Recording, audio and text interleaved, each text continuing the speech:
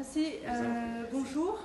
Donc, effectivement, je vais vous parler des expériences de mobilisation dans les pays andins et en particulier en Bolivie et en Équateur autour de la défense des ressources naturelles stratégiques.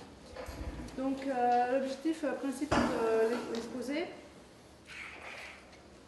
c'est de montrer principalement comment l'alliance entre les mouvements sociaux qui, en Équateur et en Bolivie, ont marqué les années 90 et 2000, et les gouvernements actuellement au pouvoir de Evo Morales en Bolivie et Rafael Correa en Équateur, cette alliance se dissout ou au moins se désintègre, se fragilise autour d'un débat central qui est le développement, le modèle de développement économique et en particulier autour de l'extraction minière.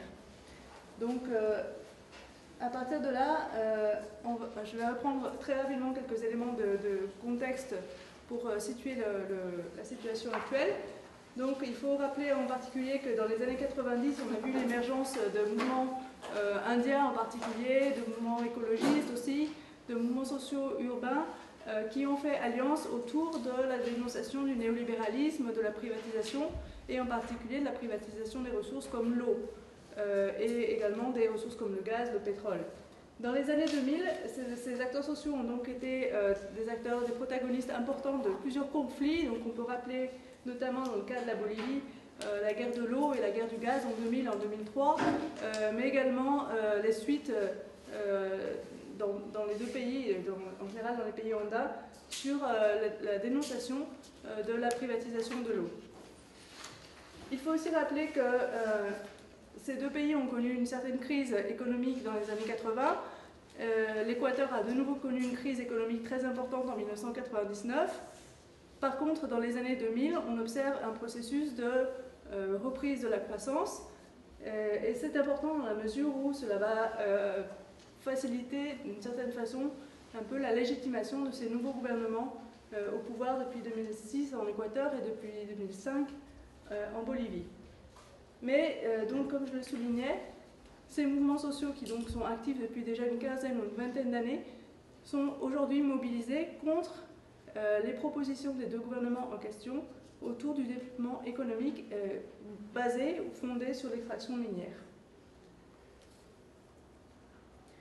Donc si on rappelle brièvement ces éléments de contexte qui sont ici présents, il faut souligner que dans les deux pays, on observe également de la part des gouvernements Morales et Correa une insistance ou un attachement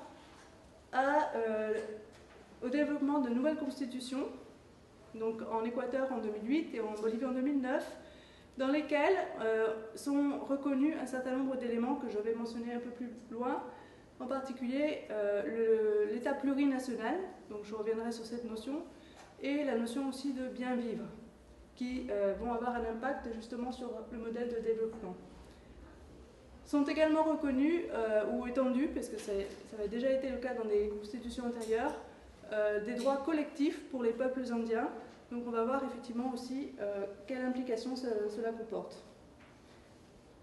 Alors, il faut rappeler également que dans les années 2000 en particulier, les pays andins ont vu s'accroître, s'intensifier les investissements autour du secteur minier et donc on observe une montée des matières premières, du prix des matières premières et une refocalisation de l'économie dans ces deux pays sur les matières premières, ce qu'on appelle une reprimarisation de l'économie, c'est-à-dire une insistance sur les matières premières comme ressources, comme moyen d'obtenir des ressources et des rentrées pour l'État. C'est dans ce contexte également que l'on débat d'un certain nombre de lois au sujet des hydrocarbures pour faciliter de la part des gouvernements une reprise en main de ces secteurs qui ont longtemps été privatisés ou une grande partie privatisés, une reprise en main de la fiscalité pour également accroître les ressources dans le domaine des hydrocarbures, du gaz et du pétrole en particulier. Donc, comme on l'observe, aussi bien ces ressources naturelles stratégiques que les ressources agricoles également et les ressources minières deviennent actuellement, ou redeviennent plutôt, une des sources premières de rentrée pour l'État. Donc, je voudrais simplement, vu le temps qui nous est imparti, essayer de focaliser sur les discours des acteurs et comprendre pourquoi cette alliance entre les mouvements sociaux et les gouvernements se désagrège. Donc, on peut observer d'une part, de la part des gouvernements, comme je le disais, une volonté d'obtenir des ressources à court terme. Et cela s'explique parce que ces deux gouvernements ont essayé de mettre en place un ensemble de programmes sociaux qui doivent être financés. Donc en partie avec une réduction du paiement de la dette extérieure et en partie avec ces rentrées, ces ressources à partir de l'extraction minière. Ces programmes sociaux sont évidemment coûteux puisqu'on peut penser par exemple à un élargissement de l'éducation, y compris de l'éducation supérieure gratuite en Équateur, donc par exemple, un certain nombre de programmes sociaux pour des secteurs qui ont été traditionnellement défavorisés, notamment dans la paysannerie indienne. Et je ne vais pas énumérer tous les programmes, mais tout un ensemble d'orientations vers le social qui, évidemment, représente un coût important. Parallèlement, on observe aussi, de la part, par exemple, du gouvernement coréen, l'insistance sur l'idée suivante. Le sous-sol est riche en matières stratégiques comme le gaz, le pétrole et les minerais. On ne peut pas rester assis, comme il dit, sur un tas d'or et mendier. Il nous faut donc exploiter ces richesses. Mais à quel coût? Et c'est là qu'intervient le débat avec les mouvements sociaux. C'est que les mouvements sociaux dénoncent les coûts écologiques, d'une part, et les coûts sociaux, d'autre part, de cette focalisation sur les ressources minières dans le développement économique. Les gouvernements essayent par ailleurs aussi de légitimer leur programme économique alternatif grâce à des bons résultats macroéconomiques. Dans le cas de la Bolivie, par exemple, on observe un taux de croissance de 4 ou 5% en moyenne depuis l'arrivée au pouvoir du gouvernement Morales, mais évidemment, soutenir cette croissance implique un certain nombre de dépenses. Donc, dans ce contexte, se développe ce qu'on appelle aujourd'hui le néo-développementalisme ou néo-développementisme plutôt extractiviste, c'est-à-dire cette insistance de l'extraction dans le modèle de développement économique comme ressource première. De la part des mouvements sociaux, donc, comme je le disais, on observe une dénonciation des coûts écologiques et sociaux, notamment de l'extraction minière à grande échelle, pour différentes raisons. Alors, en premier lieu, parce que cette extraction touche des zones ou des réserves naturelles protégées ou des zones où se situent les peuples indiens. Donc, par exemple, dans le cas de l'Équateur, on peut se rappeler que déjà dans les années 90, l'exploitation pétrolière a eu des effets néfastes. On peut, par exemple, se rappeler que l'entreprise Texaco, qui a été présente jusqu'aux années 90, a été l'objet d'un jugement citoyen par un certain nombre d'associations pour avoir détruit environ 1 million d'hectares de forêt. Donc, le débat ici est bien qu'est-ce qui va se passer avec cette extraction minière dans ces territoires, dans ces zones sensibles, vulnérables, et en particulier celles où se trouvent des peuples indiens. Et on observe notamment, par exemple, en Équateur, de récents contrats qui ont été accordés cette année par le gouvernement à des entreprises internationales, canadiennes ou chinoises, qui se trouvent justement dans des réserves naturelles protégées. Donc, à ce sujet, les mouvements sociaux se mobilisent de plus en plus. Alors, on peut citer l'exemple de la marche de mars 2012 en Équateur, qui est une marche qui a été organisée par un certain nombre d'organisations écologistes et des organisations indiennes pour demander le respect de ce qu'on appelle le mandat minier, qui est un document qui a été émis en 2008 par l'Assemblée constituante, dont elle préparait la Constitution, et en particulier demande le respect de l'article 3 de ce mandat qui spécifie que l'extraction minière est interdite dans les zones protégées et dans les zones où se trouvent les peuples indiens. Ceci parce qu'en dépit des textes qui ont été formulés, qui ont été promus, comme la Constitution par exemple en 2008, dans le cas de l'Équateur, en dépit d'un certain nombre d'avancées sur le plan du droit, la pratique du gouvernement est contradictoire avec ces textes, puisque, comme je viens de le dire, des contrats ont été accordés à des entreprises minières dans des zones de réserve naturelle. Alors si on observe un petit peu rapidement les convergences et les divergences entre les acteurs, on peut voir un certain nombre d'éléments où on pourrait trouver des convergences, mais malheureusement ce n'est pas toujours le cas. Donc par exemple, comme je le soulignais, le plan national pour le bien vivre, construire un État plurinational et interculturel, qui est un plan qui a été préparé, disons, par une instance en charge de la planification du développement, qui est censé reprendre les éléments qui sont présents dans la Constitution et promouvoir un certain nombre de réformes en faveur des peuples indiens, de leur mode de vie, de leur qualité de vie, et en faveur de ce qu'on appelle donc l'État plurinational et interculturel. À partir d'une notion qui est donc la notion de bien vivre, donc, qui est assez ambiguë et assez complexe, mais qu'on peut résumer brièvement par l'idée de, d'une part, respect de la nature, vivre en harmonie avec la nature, et de développement respectant les ressources naturelles, en particulier l'eau. L'eau qui est vue comme un bien commun inaliénable, qui ne peut pas être privatisé. Donc très brièvement, cette notion vise principalement à mettre en œuvre ce droit qui a été reconnu dans la Constitution de l'eau comme bien commun inaliénable et gratuit. Néanmoins, on observe également des divergences importantes, comme je le disais, à propos des coûts et finalement de la temporalité du développement, à partir de quand on peut évaluer que ces coûts vont commencer à se faire sentir et comment ils vont être pris en charge. Donc par exemple, dans le cas équatorien, peut-être un peu moins dans le cas bolivien, on observe que l'idée est qu'on va passer à une période post-pétrole, parce que le pétrole, d'ici une quinzaine d'années, il n'y en aura plus. Mais donc, en attendant, il faut financer la transition.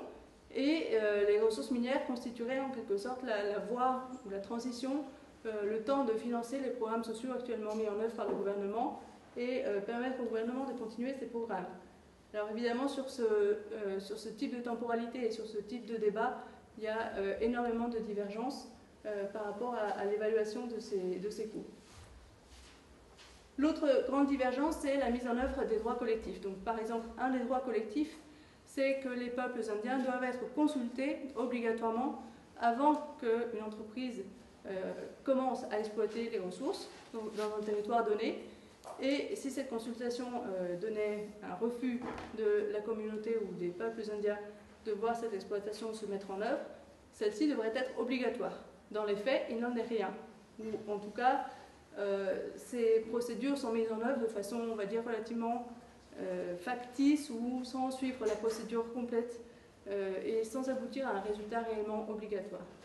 Donc la difficulté qui se pose là, à ce niveau, c'est effectivement l'alliance entre les mouvements sociaux indiens notamment et le gouvernement qui se désagrège et qui se dissout principalement depuis 2009 dans le cas de l'Équateur et depuis 2010 dans le cas de la Bolivie, parce que les lois qui sont en débat, notamment autour des hydrocarbures, remettent en question ces droits collectifs. C'est-à-dire qu'ils ont été reconnus dans la Constitution, mais il n'y a pas de loi d'application qui mettent réellement en œuvre ces droits collectifs.